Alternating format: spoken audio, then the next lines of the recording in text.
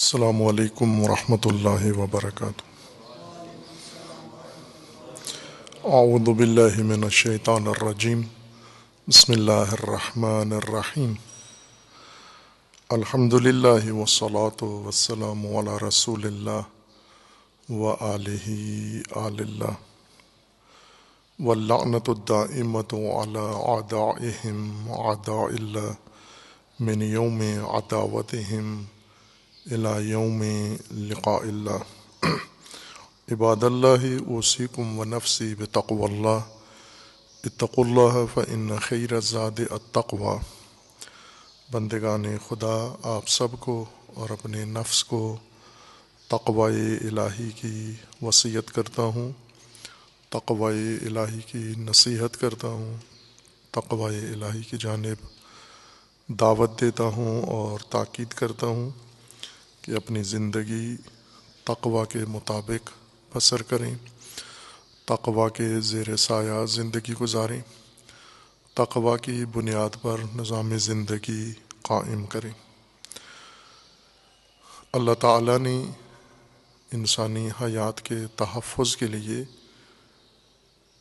تدبیر فرمائی ہے، جس طرح انسانی حیات کی تکمیل کے لیے، اس کی ہدایت کے لیے، رشد کے لیے نظام ہدایت مقرر فرمایا ہے، جس کا عنوان دین ہے، منشور زندگی، دستور زندگی جو اللہ کی جانب سے بندگان خدا کے لیے ہے۔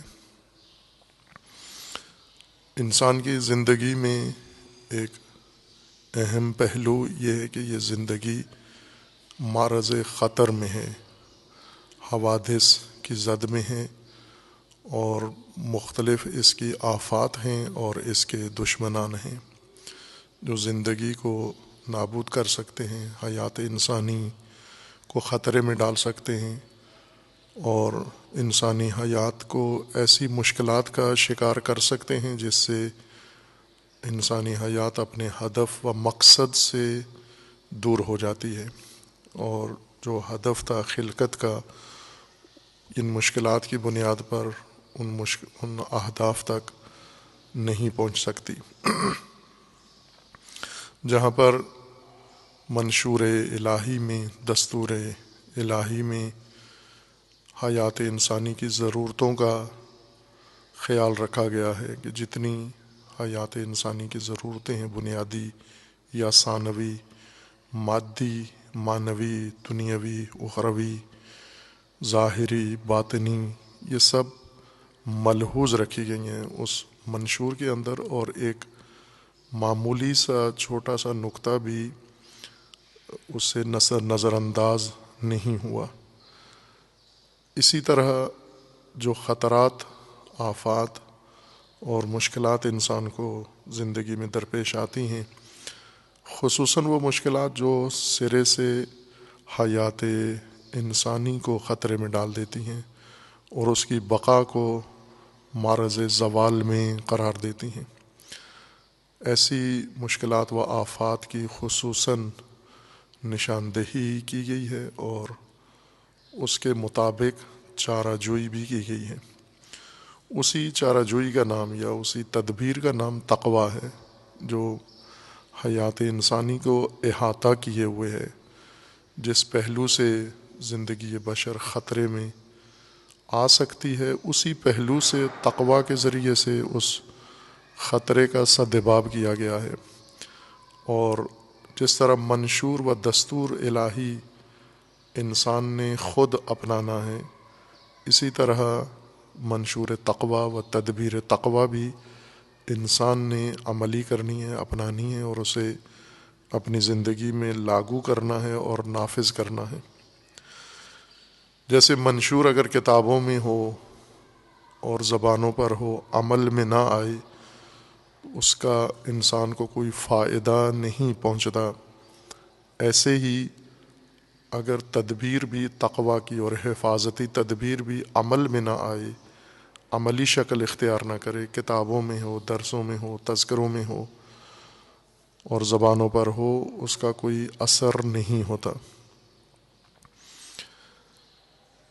حفاظتی تدبیر ایک مسلسل ضرورت ہے انسان کی، اور بعض اوقات ایسے واقعات یا ایسی رویدادیں انسان کو پیش آ جاتی ہیں جن میں اس کی اہمیت بڑھ جاتی ہے، جیسے آج کا زمانہ ہے۔ موجودہ صورتحال میں وبا نے انسانی حیات کو اپنی لپیٹ میں لے لیا ہے۔ وبا اس بیماری کو کہتے ہیں، خطر کو کہتے ہیں جو عالمگیر ہو جائے، جو پھیل جائے پوری زمین پر، یا ایک اکثریت انسانوں کی اس کی زد میں آ جائے، اسے وبا کہا جاتا ہے۔ اس وبا سے بچنے کے لیے اس وقت ہر عمل ہو رہا ہے، ہر تدبیر بشری عمل میں لائی جا رہی ہے۔ جتنی کوششیں زیادہ ہوتی جا رہی ہیں، ہاتھ پاؤں زیادہ مارتے جا رہے ہیں، مایوسی بھی ان کو زیادہ ہوتی جا رہی ہے۔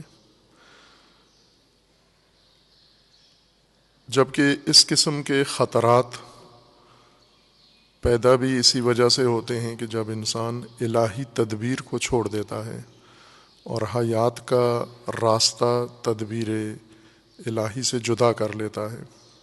اللہ نے جس ڈگر پر، ٹریک پر انسانی زندگی کو ڈالا تھا، اسے ہٹا دیا جاتا ہے، اس کا کانٹا بدل دیا جاتا ہے اور اسے تبدیل کر دیا جاتا ہے، اور انسان کے لیے نئی راہیں خود انسان تلاش کرتا ہے۔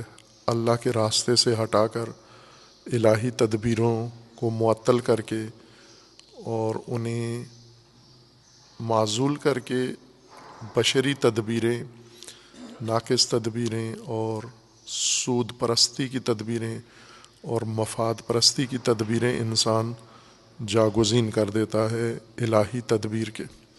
یہیں سے خطرات پیدا ہونا شروع ہو جاتے ہیں، اور پھر ان خطرات سے نکلنے کے لیے جو تدبیر کی جاتی ہے وہ بجائے خود ایک بڑے خطرے میں تبدیل ہو جاتی ہے، ایک نئی مشکل انسان کے لیے کھڑی کر دیتی ہے۔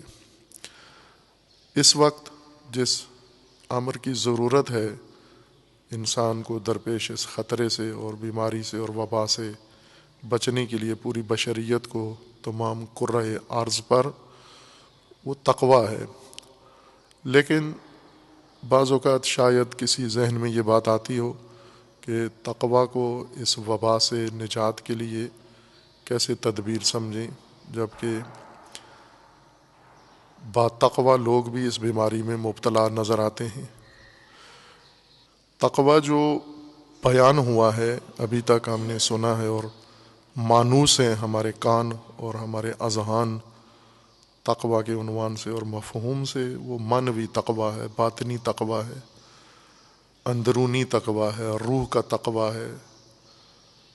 ظاہر ہے اس کا بھی اثر تو ہوتا ہے موجودہ صورتحال میں، اگر صحیح طریقے سے باطنی و معنوی تقویٰ بھی مراعات کیا جائے، ملحوظ رکھا جائے، عمل میں لایا جائے اور اسے نافذ کیا جائے اگر، تو اس کا بھی اثر ہوتا ہے۔ لیکن تقویٰ منحصر نہیں ہے ان مفاہیم کے اندر، باطنی تقویٰ کے اندر اور اندرونی روحی تقویٰ کے اندر، چونکہ تقویٰ حیات انسانی کے تحفظ کے لیے ہے، اور حیات انسانی منحصر نہیں ہے باطن میں اور معنویت میں، بلکہ حیات انسانی کا ایک بڑا حصہ ظاہری زندگی ہے، مادی زندگی ہے، جسمانی زندگی ہے، روزمرہ کے امور ہیں۔ یہ اصل زندگی کا ڈھانچہ ہے جو اللہ تعالیٰ نے انسان کو عطا کیا ہے۔ اور تقویٰ کا بھی ایک بڑا حصہ، جیسے ہدایت کا ایک بڑا حصہ اسی ظاہری زندگی سے تعلق رکھتا ہے، اسی جسمانی زندگی سے تعلق رکھتا ہے، دنیاوی زندگی سے تعلق رکھتا ہے، اور اس کا نتیجہ باطنی زندگی کی صورت میں نکلتا ہے۔ ایسے ہی تقویٰ بھی ہے، تقویٰ بھی ظاہری زندگی سے زیادہ مرتبط ہے باطنی زندگی سے، اور باطنی زندگی، باطنی پہلو زندگی کا، اس کا نتیجہ بھی ظاہری زندگی سے ہی نکلتا ہے۔ یعنی انسان ظاہر کو اگر محفوظ رکھے تو باطن بھی انسان کا محفوظ ہو جائے گا۔ یہ غلط فہمی ہے بعض اپنے ظاہر کو خطرے میں ڈال کر اور باطن کے تحفظ کا احساس کرتے ہیں کہ باطن انسان کا محفوظ ہونا چاہیے. جب ظاہر محفوظ نہیں ہے تو باطن کیسے محفوظ رکھ سکتے ہیں؟ چونکہ باطن کے تحفظ کے لیے زیادہ طاقت کی ضرورت ہوتی ہے. یہ خطرہ وبا بیماری بھی ظاہری زندگی کو درپیش ہے، انسان کی حیات کو درپیش ہے. تو تقویٰ بھی اسی زندگی سے آ کر انسان کی مشکل کو حل کر سکتا ہے. یہ تقویٰ انسان کی سلامتی سے تعلق رکھتا ہے، انسان کی صحت سے تعلق رکھتا ہے، انسان کے طرز زندگی سے تعلق رکھتا ہے. چونکہ تقویٰ نام ہی اسی چیز کا ہے، زندگی کے طرز کو محفوظ بنانا، انداز زندگی محفوظ رکھنا. اگر محفوظ بنا لیتے ہم، تقویٰ اختیار کرتے، تقویٰ سلامتی اور تقویٰ زیست اگر ملحوظ ہوتا، تعلیم دیا جاتا، تدوین کیا جاتا اور مومنین متقین اس تقویٰ پر عمل پیرا ہوتے، یہ بیماری پیدا ہی نہ ہوتی. اب برفرض اگر آ گئی ہے تو تقویٰ حفاظتی تدبیر دو پہلو رکھتی ہے، جیسا پہلے اشارہ کیا تھا. ایک اس کے اندر تاثیر دفعی ہے اور ایک اس کی تاثیر رفعی ہے، یعنی دافع بھی ہے اور رافع بھی ہے. تقویٰ جو بیماری ابھی نہیں آئی، جو مشکل ابھی پیش نہیں آئی، تقویٰ اس کے مقابلے میں دافع ہے، اسے روک سکتا ہے. اور جو آ چکی ہے، دامنگیر ہو چکی ہے، انسان جس میں مبتلا ہو گیا ہے، اس کی نسبت تقویٰ رافع ہے، یعنی اسے مرتفع کر سکتا ہے. تقویٰ اس حیات کے حریم سے اسے باہر لے جا سکتا ہے.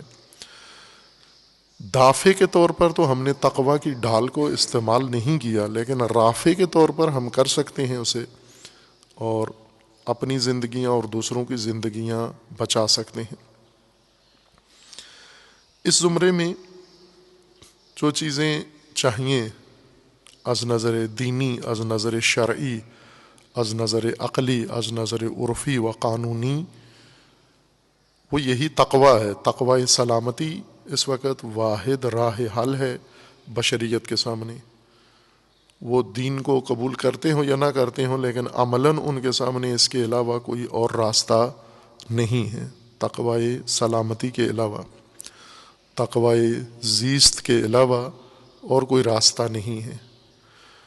اس وقت ایک جیسی صورتحال تمام ممالک میں ہے، البتہ بعض جگہ پر تلفات اور نقصانات زیادہ ہیں اور بعض جگہ کم ہیں، لیکن چونکہ وبا ایک ہے، مشکل ایک ہے، ملتی جلتی ہے، اس لیے راہ حل بھی یکساں ہے. اور یہی راہ حل ہے جو بعض ممالک نے عمل کیا ہے، اور اس میں بعضوں کو 100% کامیابی حاصل ہوئی ہے اور بعضوں کو نسبی طور پر کسی حد تک انہیں کامیابی ملی ہے اس مشکل سے نکلنے کے لیے.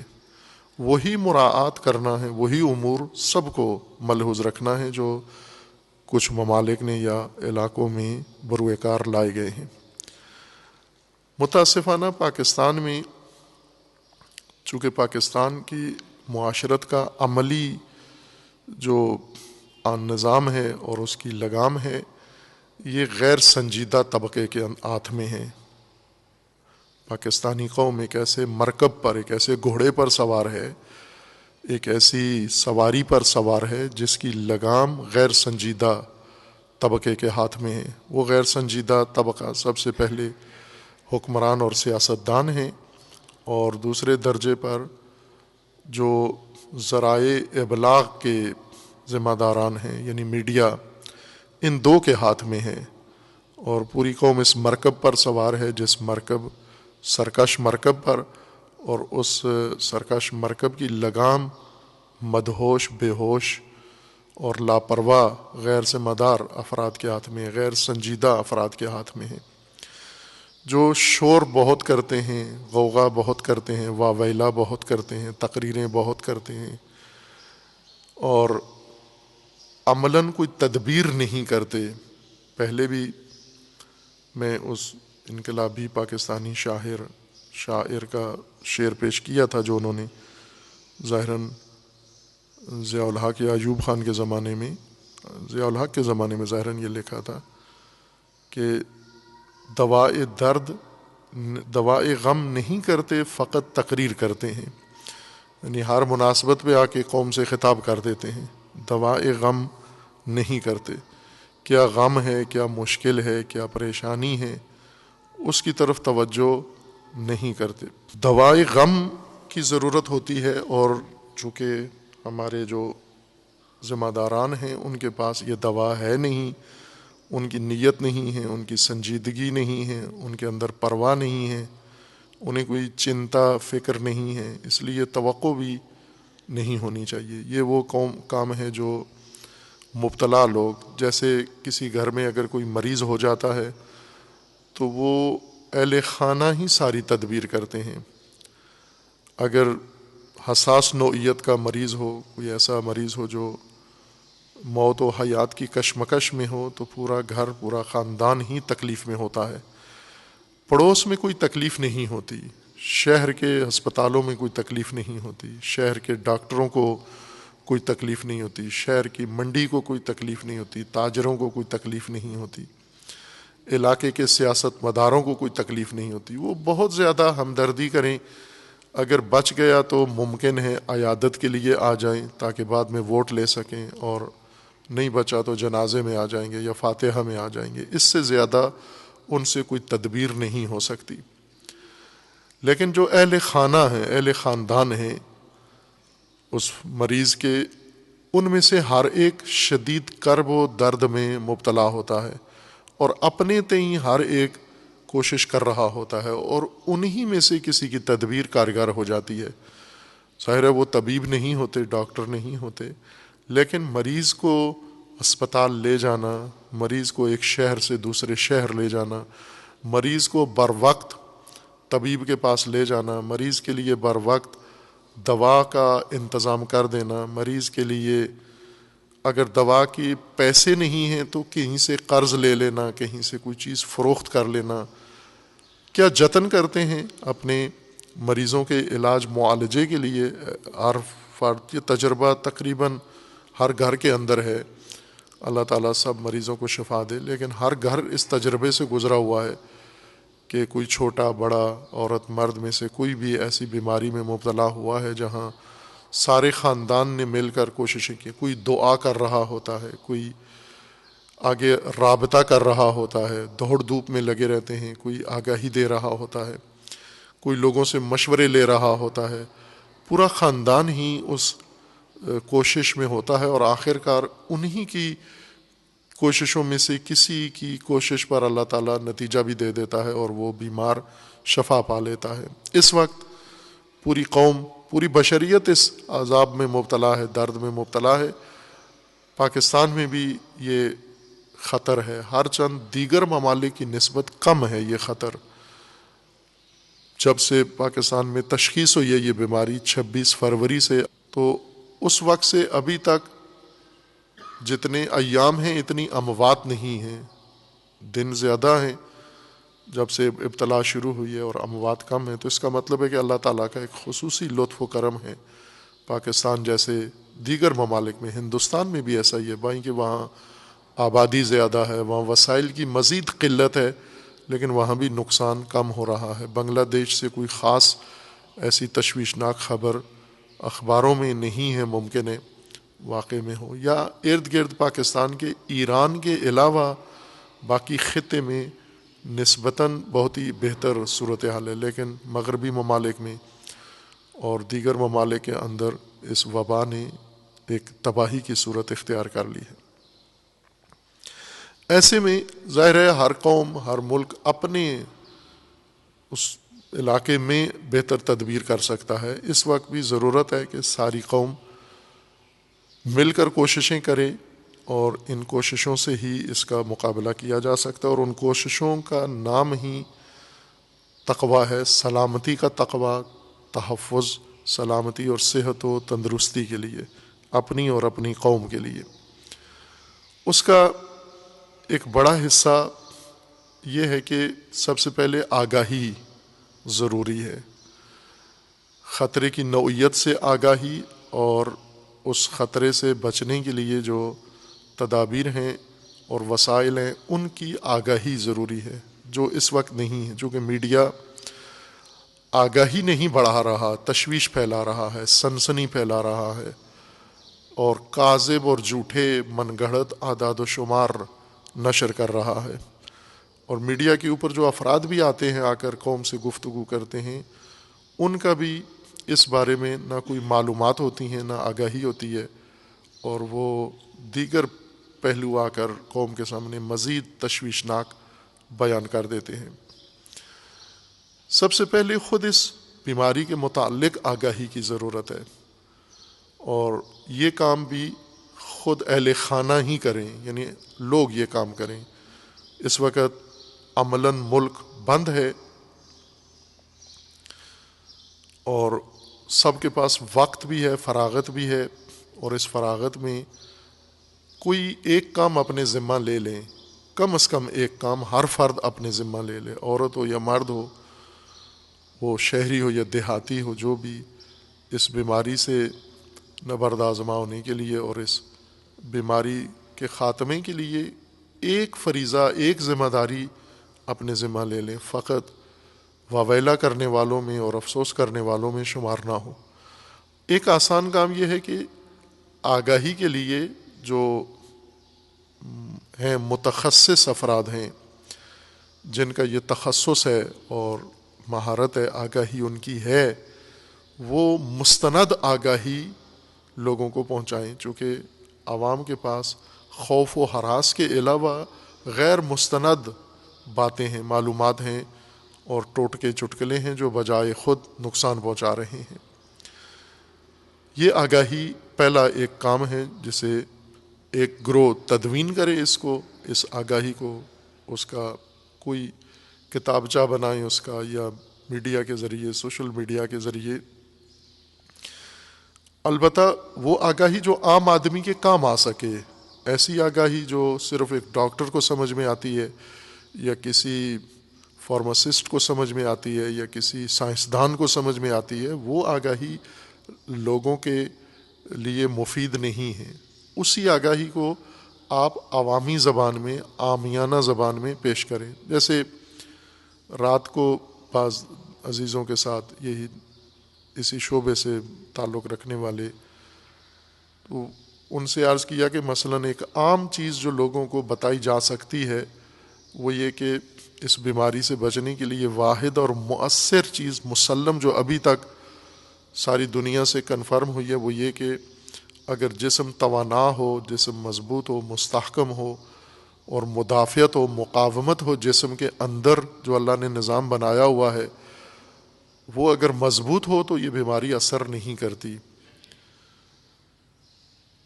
اور جن اجسام میں، جن بدنوں میں، جن انسانوں میں جسمانی ناتوانی ہے، کمزوری ہے، وہ جلدی اس کے خطرے میں آ جاتے ہیں، اور جو بہبود نہیں حاصل کرتے یہ وہ لوگ ہیں جو جسمانی طور پر پہلے کمزور ہیں۔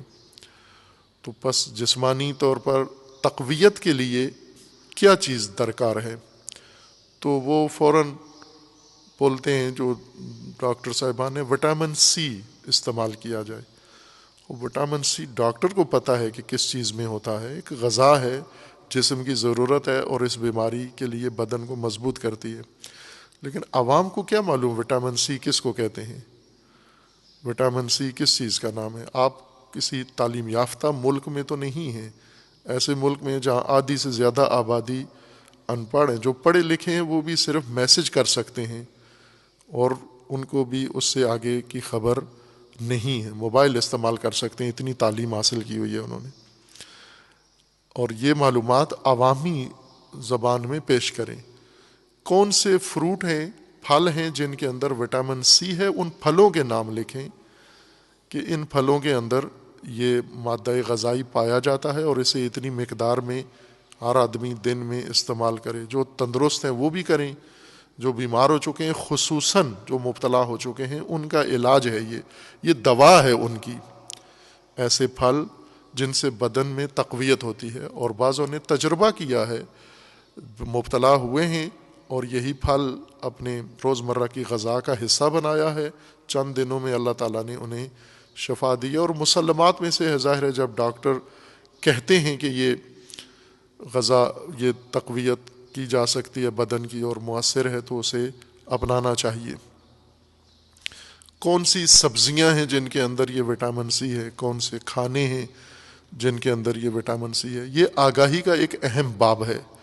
اس کو خوبصورتی سے مدون کر کے اور وہ چیزیں نہ لکھیں کہ جو لوگوں کو عام زندگی میں میسر نہیں ہیں۔ روزمرہ زندگی میں انسان جو کچھ لوگوں کے پاس ہے گھروں میں کھانے کے لیے، اسی کے اندر وٹامن سی ہے، وہ بتائیں ان کو، ورنہ ایک ایسی چیز بتائیں کہ یہ وٹامن سی ہے، اس میں یہ پھل چائنا سے ملتا ہے، یہ وٹامن سی ہے یہ برما سے ملتا ہے، یہ وٹامن سی ہے۔ ایسی ہوائی باتیں نہ کریں، ملکوتی باتیں نہ کریں، زمینی باتیں کریں، پاکستانی باتیں کریں۔ جو ملکوت میں ملتا ہے وہ ملکوت میں جب پہنچیں گے وہاں تناول کر لیں گے۔ وہ وٹامن سی جو جنت سے آئے گا وہ انشاءاللہ جنت میں پہنچ کے نصیب ہو جائے گا، لیکن ابھی ہمیں زمین پہ چاہیے، پاکستان میں چاہیے، شہروں اور دیہاتوں میں چاہیے، پنجاب اور سندھ و سرحد میں چاہیے۔ یہاں جو چیزیں موجود ہیں اور میسر ہیں، لوگوں کے گھروں کے اندر ہیں، ان میں باقاعدہ نام لکھیں کہ یہ سبزی ہے، یہ تناول کریں، یہ غذا ہے، اس کے اندر وٹامن سی ہے، اسے کثرت سے استعمال کریں۔ یا بیماروں کو کم از کم، اگر سارے افراد خانہ کے لیے نہیں ہے جو مبتلا ہے، اور یہ صرف اس بیماری میں نہیں ہے، جب بھی نزلہ ہو، زکام ہو آپ کو، اس کے لیے وٹامن سی ہی مؤثر دوا ہے۔ کسی قسم کا نزلے کی کئی قسمیں ہیں، زکام کی کئی قسمیں، یہ بھی ایک زکام ہی ہے جو کرونا کے نام سے پھیلا ہوا وائرس ہے، یہ بھی زکام ہے، نزلہ ہے۔ اس میں بھی جس طرح باقی اقسام ہیں نزلے کی وہی علامات ہوتی ہیں۔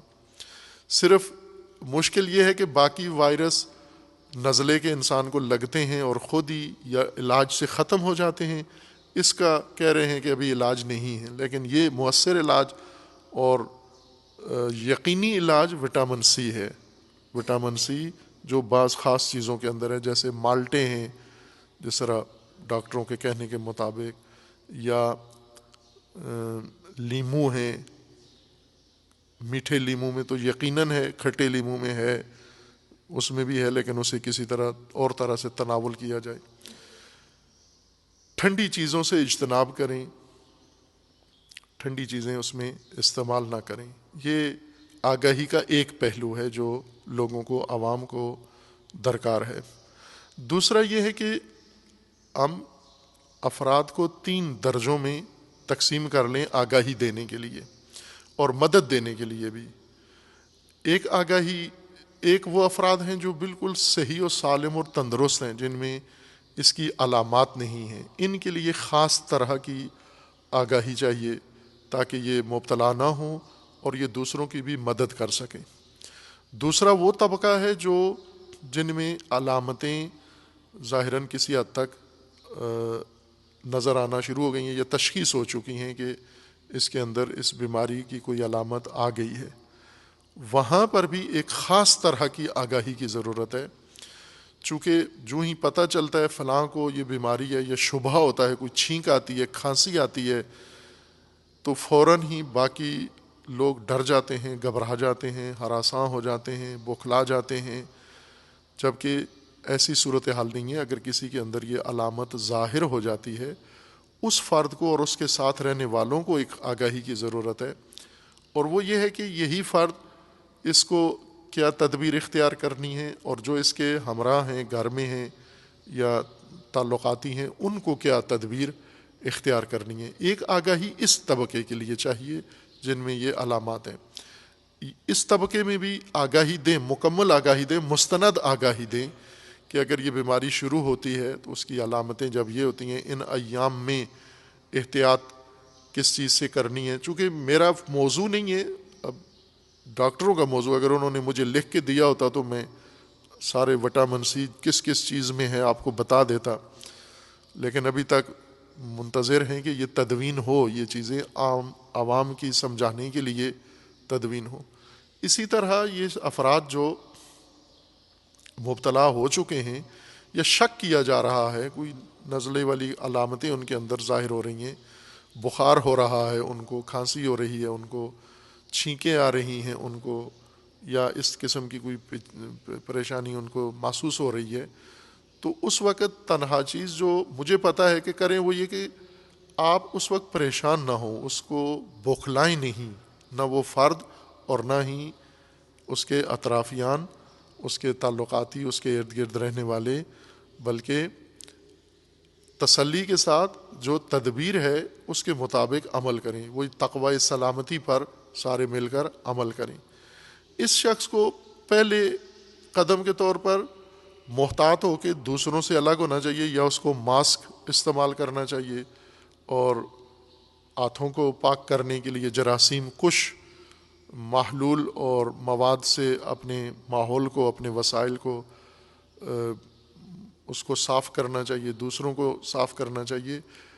ان کی ڈاکٹروں کے کہنے کے مطابق ان لوگوں کے صحت یاب ہونے کے زیادہ امکان ہیں، یعنی اگر میں محتاط اعداد و شمار کے مطابق کہوں تو 90% افراد جن کو خدا نخواستہ اگر ہو بھی جائے کرونا وائرس تو بھی وہ صحت یاب ہو جائیں گے، علاج نہ بھی کریں تو بھی صحت یاب ہو جائیں گے، صرف احتیاط سے گھر میں رہیں اور دوسروں سے علیحدہ ہو جائیں۔ اور اتنے علیحدہ کا مطلب یہ نہیں کہ ان کا بلڈنگ ہی الگ کر دیں یا ان کی شکل ہی نہ دیکھیں، ایک فاصلہ جو بتاتے ہیں ڈاکٹر اتنا فاصلہ ان کے ساتھ مراعات کریں، گھر میں ہی رہیں لیکن گھر میں اس فاصلے کے ساتھ رہیں جو فاصلہ طبیبوں کی طرف سے بتایا گیا، ملحوظ رکھا گیا ہے۔ یہ بھی اسی تقوی ہی کا ایک حصہ ہے، حفاظت کی تدبیر کا نام ہے، اور یہ حفاظت ہمیں اختیار کرنی چاہیے اس شخص کی نسبت جو مبتلا ہو گیا ہے۔ ایک وہ شخص ہے جو مبتلا ہے، تیسری کیٹیگری وہ ہیں جو مبتلا ہو چکے ہیں اور مبتلا ہو کے ان کی صحت کے اوپر زیادہ اثرات پڑ رہے ہیں، یعنی لمبا ہو گیا ہے ان کا دورانیہ بیماری کا اور بہبودی کی علامتیں نظر نہیں آ رہی ہیں یا علامتیں بڑھتی جا رہی ہیں ان کے اندر۔ اس صورت میں انہیں پہنچایا جائے حفاظتی مراکز میں۔ حفاظتی مراکز جیسے قرنطینہ ہے، قرنطینہ معرب ہے اس لاطینی اصطلاح کا، کوارنٹائن کا، یعنی حفاظتی الگ تھلگ کر کے کسی شخص کو، جو قدیم سے ہزاروں سال سے رائج ہے تمام ممالک میں، جانوروں کے لیے زیادہ کیا جاتا تھا، اب انسان مبتلا ہو گئے ہیں کہ ایک علاقے کا جانور جب دوسرے علاقے میں جاتا ہے، یہ عام کسان اور مویشی پالنے والے یہ کام کرتے تھے، مثلا ایک علاقے سے جانور دوسرے علاقے میں لے کے جاتے ہیں جب، تو اس جانور کو ان جانوروں کے اندر نہیں چھوڑتے، اس جانور کو الگ کسی جگہ چند روز تک رکھتے ہیں، اس کی صفائی وغیرہ کر کے تسلی کر کے، چونکہ بعض جانوروں کی بیماریاں ہیں جو دوسرے جانوروں کو لگ جاتی ہیں، تو یہ کام پہلے سے رائج ہے۔ مثلا ایک علاقے کی بھیڑیں دوسرے علاقے میں بھیجیں تو وہ پہلے والی بھیڑوں میں اس کو مخلوط نہیں کرتے، انہیں الگ رکھتے ہیں، اسی کو قرنطینہ کہتے ہیں، الگ رکھ لینا، مشکوک کو یا نئی چیز کو جب مبتلا کسی کو الگ کرنا صحت مند جانداروں سے۔ وہ ابھی انسان مبتلا ہے تو یہ قرنطینہ انسان کے لیے درکار ہے۔ قرنطینہ گھر میں بھی بنا سکتے ہیں، لیکن قرنطینہ بہترین وہ ہے کہ جہاں پر ڈاکٹروں کی زیر نظر ہو، طبیبوں کی زیر نظر ہو، میڈیکل اور پیرامیڈیکل سٹاف جہاں موجود ہو، جہاں وسائل ہوں۔ کہ متاسفانہ جو ابھی پاکستان میں قرنطینہ نام سے جو حفاظتی مراکز بنائے گئے ہیں وہ تسلی بخش نہیں ہیں اور ان میں زیادہ پھیلا ہے، ان کے اندر نہیں۔ وجہ یہ ہے کہ ڈرا اتنا دیا گیا ہے اس وائرس سے، اس وبا سے اتنا خوف پیدا کر دیا گیا ہے کہ افراد بیماروں کے نزدیک نہیں جاتے اور ان کے ساتھ ظالمانہ سلوک کرتے ہیں۔ انہیں الگ تھلگ کرنے کا مطلب یہ کہ خود الگ ہو جاؤ اس سے اور اس کو اپنے حال پہ چھوڑ دو، اس کو مرنے کے لیے چھوڑ دو، نعوذ باللہ۔ اور یہ غلط ذہنیت ہے، اس آگاہی سے اس ذہنیت کو بدلنا ہے کہ یہ رائے حل یا علاج نہیں ہے کہ ہم مریض کو اپنے حال پہ چھوڑ دیں اور اسے مرنے کے لیے چھوڑ دیں، یقین کر لیں کہ بس اب اس نے جانا ہے، یا جس کو چھینک آ جائے۔ بلکہ ڈاکٹروں کے مطابق 97% مبتلا لوگ ٹھیک ہو سکتے ہیں اور ٹھیک ہو رہے ہیں، 97% تناسب ہے۔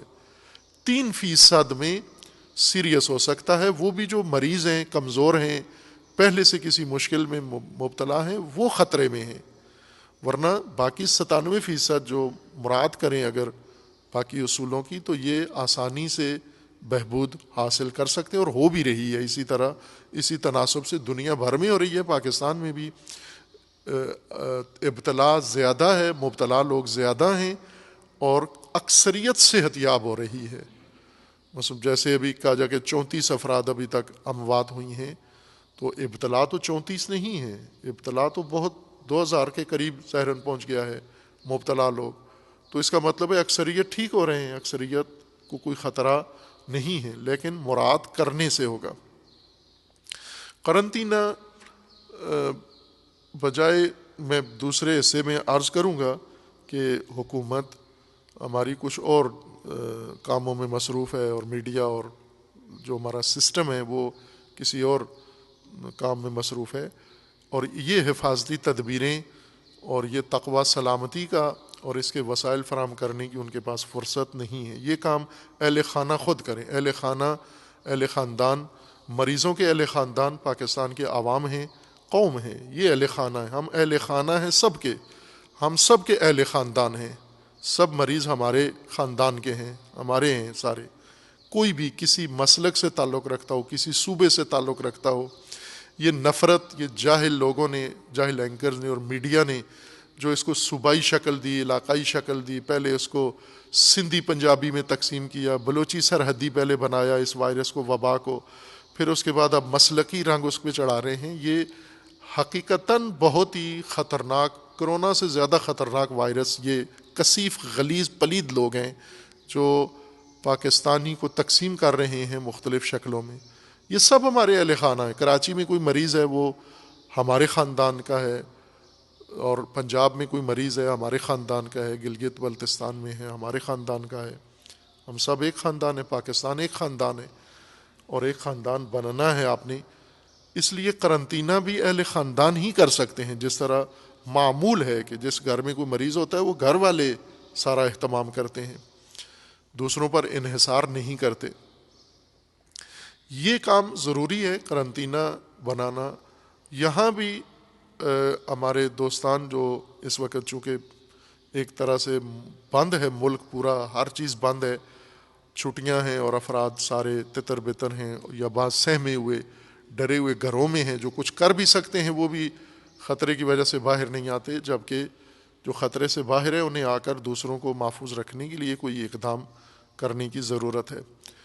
قرنطینہ بنے ہوئے تو ہیں، مختلف پرائیویٹ سیکٹر میں بھی کچھ لوگ کر رہے ہیں، حکومتی سطح پر بھی خبریں نشر ہو رہی ہیں، لیکن عملاً وہاں کوئی ایسی ابھی تک چیز سامنے آئی نہیں ہے محفوظ قرنطینہ. چونکہ جو قرنطینہ میں جاتا ہے وہاں کے مسائل جب سامنے آتے ہیں تو اور زیادہ تکلیف دہ ہوتی ہے. لیکن یہ کام اگر عوام کریں اور سنبھال لیں، اور کرنا چاہیے، ان پر لازم ہے، فریضہ بنتا ہے کہ ہم یہ اہتمام کریں، بجائے میسج کرنے کے، بجائے خبریں سن کے پریشان ہونے کے، اٹھ کے اقدام کریں. اپنے تئیں جس کی دسترس میں جو ہے کریں، اپنے اپنے شہروں میں، علاقوں میں کریں، حتیٰ دیہاتوں میں کریں. ایک گھر خالی کرا کے قرنطینہ بنا لیں دیہاتوں میں، تاکہ باقی لوگ معمول کی زندگی بسر کریں. قرنطینہ یعنی ایسا حفاظتی گھر، ایسا حفاظتی علاقہ، ہاسپٹل یا کوئی جگہ جہاں مریض یا مشکوک لوگ وہاں آ جائیں، اور باقی لوگ امن کے ساتھ اپنی معمول کی زندگی، معمولات زندگی پر آ جائیں. قرنطینہ سب کے لیے محفوظ ہے، مفید ہے. جو نہیں مبتلا ہوئے ان کے لیے بھی، چونکہ مریض علیحدہ ہو جائیں گے، سالم لوگ علیحدہ ہو جائیں گے. وہ جو مریض ہیں انہیں اپنے حال پہ نہ چھوڑ دیں. اس طرح نہ کریں جیسے خبروں میں آیا ہے کہ نہ انہیں کھانا ملتا ہے، نہ انہیں روٹی ملتی ہے، نہ انہیں دوا ملتی ہے، نہ انہیں کوئی معائنہ کرتا ہے. یہ قرنطینہ نہیں ہے، یہ تو گویا موت کی کوٹھڑی میں ان کو بند کرنا ہے، قید خانہ ہے، ظالمانہ اور غیر انسانی سلوک ہے. قرنطینہ کا مطلب یہ ہے کہ اس شخص کی زیادہ حفاظت کی جائے، زیادہ خیال رکھا جائے، زیادہ دھیان رکھا جائے. قرنطینہ میں اس کو بہترین غذا جو گھر میں شاید میسر نہ ہو وہ فراہم کی جائے، وہی غذائیں دی جائیں جن سے بدن میں تقویت ہوتی ہے، اور ساتھ میڈیسن جو ڈاکٹر تجویز کرتے ہیں وہ ہوں، میڈیکل سٹاف وہاں موجود ہو، اور ان کے لیے آرام دہ جگہ موجود ہو جہاں پر وہ اپنی مصروفیت، چونکہ اس کو مشکل اس کے تنفس میں ہے، باقی جسم تو ٹھیک ہے، اس کا ذہن ٹھیک ہے، اس کا دماغ ٹھیک ہے، اس کا باقی خوب اس کو وہاں باقی سرگرمیوں کے لیے بھی. اب کہتے ہیں کہ مثلا قرنطینہ میں کتابیں پڑھیں، خوب کتابیں یہ صحت کے دنوں میں نہیں پڑھتے. کتاب پڑھنے سے نہیں بھی جس کو اس کو کرونا وہ بھی ہو جائے گا. اس کو کتاب کہاں پڑھتے ہیں؟ پاکستانی قوم کو موت آتی ہے کتاب پڑھتے ہوئے، تو یہ تو پہلے ہی مریض ہے. کتاب پڑھ کے اس کی اور بیماریاں لگانی ہیں اس کو. آپ نے اس کو وہاں پر ٹی وی لگا کے دو، اس کو وہاں پر موبائل دو. قرنطینہ ان چیزوں کا نام ہے کہ جس کی جو دلچسپی ہے وہ اس کو ماحول فراہم کرو کہ وہاں بھاگے نہیں، اس کے گھر والے بھی مطمئن ہو کہ آسودہ ہے، گھر سے بہتر اس کو وہاں پر سہولتیں میسر ہیں. اور یہ سہولتیں ہی قرنطینہ کے اندر دینا، اسی کا نام قرنطینہ ہے. نہ یہ کہ ایک آدمی کو بند کر کے باہر سے تالا لگا کے روز صرف کھڑکی سے کان لگائیں کہ زندہ ہے، کرا رہا ہے یا نہیں. جس دن چیخیں نہیں آئیں سمجھو اب کام تمام ہو گیا. یہ تو قرنطینہ نہیں ہے. قرنطینہ کا مطلب کہ یہ ساری سہولتیں فراہم کریں. ظاہر ہے اس کے لیے مناسب جگہ کی ضرورت ہے اور اس جگہ کے اندر مناسب وسائل کی ضرورت ہے تاکہ ایک مریض بالکل آسودگی کے ساتھ، آسائش کے ساتھ وہاں رہے اور دماغی طور پر، ذہنی طور پر مطمئن ہو تاکہ اس کے بدن کی مدافعت بہتر کام کر سکے. اگر مریض غیر محفوظ جگہ پر ہو، غیر مطمئن جگہ پر ہو تو اضطراب میں، کوفت میں ہو جاتا ہے، اور کوفت کی وجہ سے بدن کی مدافعت ویسے ختم ہو جاتی ہے. ہماری اسپتالوں کے حالات بھی ایسے نہیں کہ کوئی آدمی بھی پسند نہیں کرتا کہ ایک رات اسپتال میں سو کے آئے، چونکہ وہاں جو تعفن ہوتا ہے، وہاں جو رویے ہوتے ہیں تو وہ سارے مریض کے مطابق نہیں ہوتے. مریض کی آسودگی کے لیے ایک محفوظ جگہ کا نام قرنطینہ ہے اور یہ بنانا چاہیے. ظاہر ہے اس کے لیے وسائل چاہیے. وہ افراد جن کے پاس وسائل ہیں وہ وسائل اپنے مہیا کریں. وہ جن کے پاس وقت ہے، جن کے پاس کوئی مہارت ہے، جن کے پاس تخصص ہے، جن کے پاس انتظامی تدبیر ہے، یہ سارے مل کے اس طرح کے حفاظتی مراکز قائم کریں. یہاں پر بھی کوشش کر رہے ہیں ہمارے دوستان، چند دنوں سے مسلسل کوشش کر رہے ہیں سارے مل کر کہ ایک ایسا خوب بہترین ماڈل قسم کا قرنطینہ ہاؤس یہاں بنایا جائے جس کے اندر ہم مریضوں کو لا کے رکھیں اور ایسا ماحول ان کو بنا کے دیں کہ مریض ترجیح دے، گھر جانے سے ترجیح دے کہ میں یہاں پر رہوں گا، بلکہ اس کے گھر والے بھی درخواست کریں کہ ہمیں بھی اس کے ساتھ یہاں رکھو. اس طرح کا ماحول بنا کے یہاں پر رکھیں. لیکن ظاہر ہے یہ کوشش اور ہمت سے ہوگا، اور اس کوشش اور ہمت میں جب سب شامل ہوں گے تو ہوگا. یہ اس وقت جب ملک پورا بند ہے، ہمارے ایک بزرگ ہیں، وہ ان کے زبان پہ قرنطینہ نہیں چڑھ رہا تھا تو وہ تلفظ میں مشکل پیش ہو رہے تھے، تو دوسرے نے مدد کی اس کی کہ ان کو بتائیں لفظ کیا. انہوں نے کہا قطرینہ. قرنطینہ آپ نے سب نے مل کر فراہم کرنا ہے. بند ملک میں قرنطینہ بنانا ذرا زیادہ دشوار ہو جاتا ہے، تو ظاہر ہے سارے اپنی توانائیاں ملائیں گے تو بن سکتا ہے. یہاں پر بھی انشاءاللہ کوشش ہے جامعہ کے اندر ہی ایک جگہ ایسی محفوظ اور پرآسائش بنائی جائے جہاں پر مریضوں کو ہم رکھیں، اور دوسرے شہروں کے اندر بھی یہی اقدام ہونا چاہیے. یہ ایک تدبیر ہے جو ہمیں حفاظتی کرنی چاہیے. اس وقت متقین کا فریضہ یہ ہے. اس وقت باتقوا لوگ وہ ہیں جنہوں نے حفاظتی تدبیریں ان مریضوں کے لیے اور اپنے لیے بھی اور اپنے خاندانوں کے لیے بھی فراہم کر لی ہیں.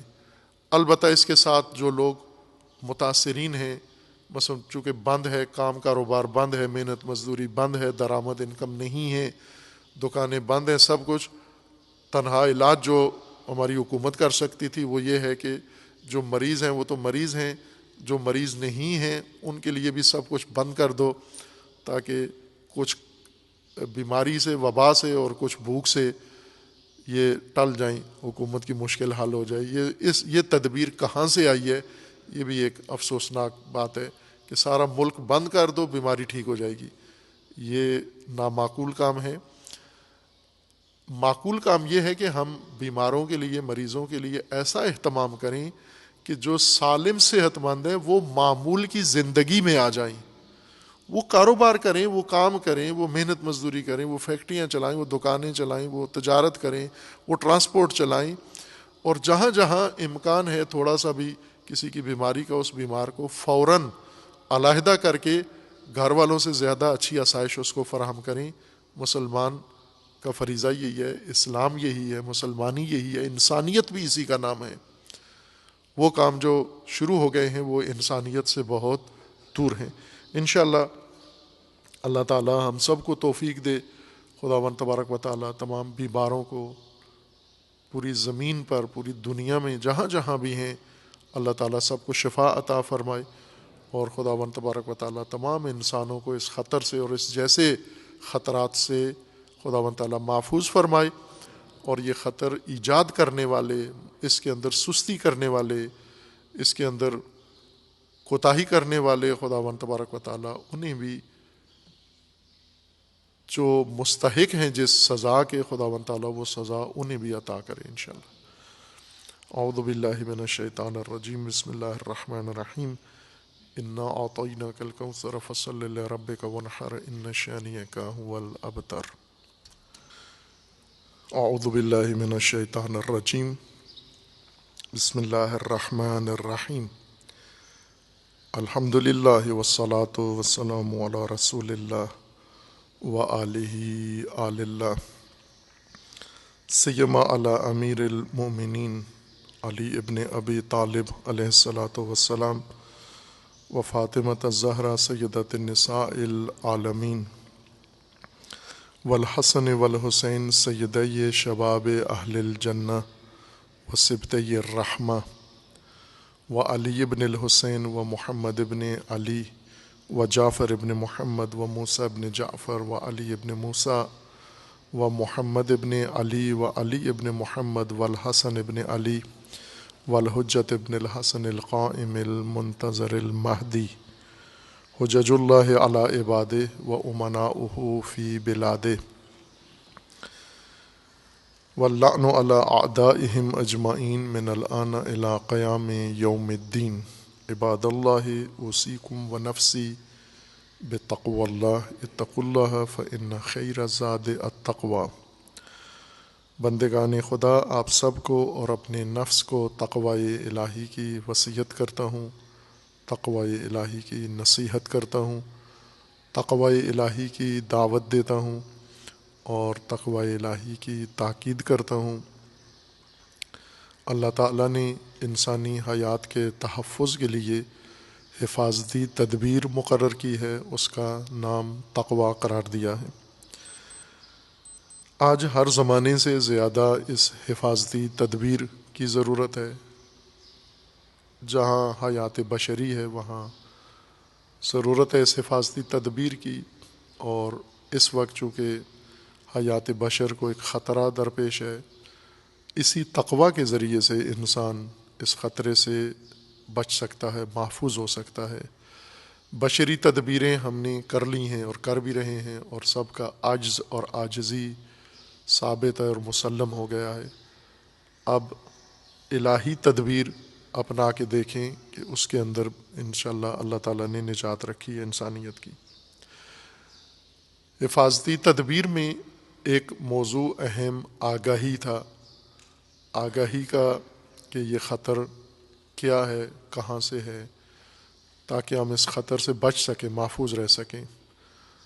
اس آگاہی کے لیے اہتمام کیا جائے، افراد حضرات جو بے قدر کافی وقت، ہماری قوم کے جوان کافی وقت اپنا افواہوں کے پھیلانے میں اور افواہیں سننے میں گزار دیتے ہیں، خصوصاً سوشل میڈیا کے اوپر۔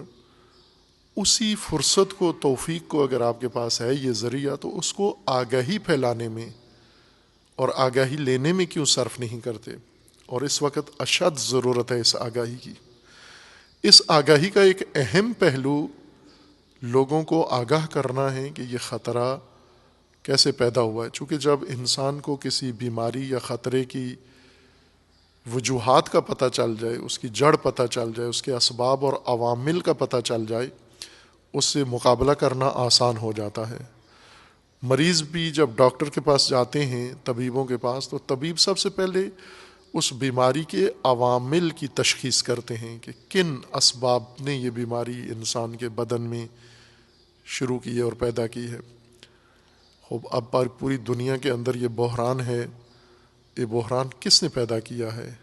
آیا طبیعی طور پر یہ عامل پیدا ہوا ہے یا کسی انسانی غلطی کا نتیجہ ہے؟ آغاز سے ہی جب سے یہ بیماری ابھی چائنا میں تھی اور چائنا میں بھی محدود تھی، تو یاد ہوگا آپ کو اشارہ کیا تھا کہ یہ ایک عام معمول کی بیماری وبا نہیں ہے جو طبیعی طور پر پھوٹی ہو۔ بہت ساری بیماریاں طبیعی طور پر پھوٹتی ہیں، لیکن یہ ایسے نہیں ہے، بلکہ یہ ایک سلسلے کی کڑی ہے، جزء ہے، اور وہ سلسلہ مربوط ہے کہ باقاعدہ طور پر ایسے شریر شیطان ممالک ہیں، شیطان لوگ ہیں، جن میں امریکہ، اسرائیل سر فہرست ہیں اور برطانیہ۔ یہ بیماری کے عوامل ہیں اصلی، یہ باقاعدہ انسان کی تخلیق کردہ ہے، لیبارٹریوں کے اندر بنائی ہوئی بیماری ہے، جراثیم ہیں۔ جیسا پہلے اشارہ کیا تھا کہ جنگیں مختلف ہتھیاروں سے لڑی گئی ہیں تاریخ بھر میں، کبھی پتھروں کے ہتھیاروں سے لڑی گئی ہیں، کبھی لوہے کے فولادی ہتھیاروں سے لڑی گئی ہیں، اور کبھی باروتی ہتھیاروں سے لڑی گئی ہیں، پھر کبھی کیمیاوی ہتھیاروں سے جنگیں لڑی گئی ہیں، اور اب جراثیمی ہتھیاروں سے جنگیں لڑی جا رہی ہیں۔ یہ عہد جراثیمی ہتھیاروں کا ہے کہ جراثیم کو ہتھیار کے طور پر باقاعدہ حملہ ور کسی دوسری قوم کے اوپر، کسی ملک کے اوپر استعمال کرتے ہیں، اور اس کے لیے عرصے سے ہی کام ہو رہا تھا۔ بہت طولانی تاریخ ہے جراثیمی ہتھیاروں کی تیاری کے لیے، اور اس بارے میں آپ بہت ساری فلمیں بھی دیکھ چکے ہوں گے جہاں پر جراثیمی ہتھیاروں کی تیاری کے لیے جس طرح امریکی فلمی صنعت نے یہ فلمیں بنائی ہوئی تھیں قدیم سے، جراثیمی ہتھیار بنانا اور ان کو استعمال کرنا اور پھر ان کے نتائج، اور یہ ہتھیار مختلف جگہوں پر استعمال ہوئے بھی ہیں تجرباتی طور پر، اور اب اسے استعمال کیا گیا ہے باقاعدہ طور پر سیاسی مقاصد کے لیے اور اقتصادی مقاصد کے لیے۔ یعنی دیگر ہتھیاروں سے جو نہیں کر پا رہے تھے، اب وہ جراثیمی ہتھیاروں سے مقاصد حاصل کرنے جا رہے ہیں۔ یہ آگاہی ضروری ہے عوام کو، اور اس وقت کافی حد تک، البتہ اتنا کافی نہیں ہے کہ ہر فرد آگاہ ہو جائے، لیکن پھر بھی جستہ گریختہ گوشہ و کنار سے بعض آوازیں اٹھتی ہیں، اور صحافیوں نے بھی، بعض نے قلم فرسائی کی ہے، اس کی تحقیق کی ہے، بعض سیاستدانوں نے، بعض سفارتکاروں نے یہ کام کیا ہے۔ پاکستان کے ایک سابقہ سفیر جو اقوام متحدہ میں پاکستان کے نمائندے رہ چکے ہیں چند سال، انہوں نے، حسین ہارون، انہوں نے باقاعدہ طور پر تحقیق کر کے، اور زیر عالمی سطح کے سفیر رہے ہیں، آگاہ شخص ہیں، اور سفارتی حلقوں میں، سیاسی حلقوں میں، حکومتی حلقوں میں ایک اپنی نمایاں حیثیت رکھتے ہیں، انہوں نے مستند طور پر تحقیق کر کے یہ بات کی ہے کہ یہ باقاعدہ بنایا گیا جراثیم ہے، اور انہوں نے ذکر کیا ہے کہ یہ 2006 یا 7 سے اس کے اوپر تحقیق شروع ہوئی، پھر 2014 میں کامیاب ہو گیا، تجربہ ہوا، اور پھر 2019 میں اس کا استعمال عمل میں آیا ہے۔ یہ بنا برطانیہ میں ہے، اور اس کے پیچھے جو ذہنیت کار فرما تھی وہ یہودی صہیونستوں کی تھی، اور اس کے لیے سرمایہ جتنا لگا ہے وہ امریکی سرمایہ داروں کا ہے، جن میں سر فہرست بل گیٹس اور اس کی بیوی کا نام آ رہا ہے کہ ان لوگوں نے سرمایہ لگا کر یہ جراثیمی ہتھیار، صرف یہ ایک ہے، اس سے زیادہ خطرناک ہتھیار جراثیمی تیار ہو چکے ہیں اور تجربہ ہو چکے ہیں، اور وہ رکھے ہوئے ہیں، انہوں نے مبادہ روز کے لیے جب ان کی ضرورت پڑے گی انہیں بھی استعمال کریں گے۔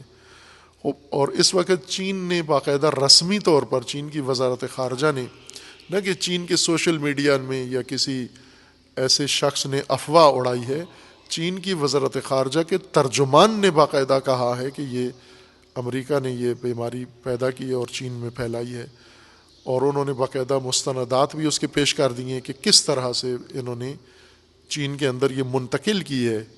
عطا انہوں نے پروازوں کے نام، جہازوں کے، فلائٹس کے نمبر بھی دیے ہیں اور افراد بھی بتائے ہیں کہ اس فلائٹ میں یہ منتقل کیا گیا ہے یہ جرثومہ، اور ووہان کی لیبارٹری میں اس کو کس 3 یا 2 چینی سائنسدانوں کے ذریعے سے انہوں نے وہاں تک اس کو پہنچایا ہے، اور پھر امریکی فوجیوں کے ذریعے سے اس کو آگے مبتلا کیا ہے باقی لوگوں کو انہوں نے. خوب یہ وہ چیزیں ہیں جو ایک حکومت باقاعدہ ذمہ داری کے ساتھ اعلان کر رہی ہے. اسی طرح روس نے صراحت کے ساتھ ان کے کارخانوں کی بھی نشاندہی کی ہے. یہ ایک اہم پہلو ہے اور جس کی طرف پاکستان بھر میں کوئی توجہ نہیں کر رہا. یہ ٹی وی کے اوپر ہر بیہودہ بات پاکستان کے ٹی وی چینلز کے اوپر ہوتی ہے.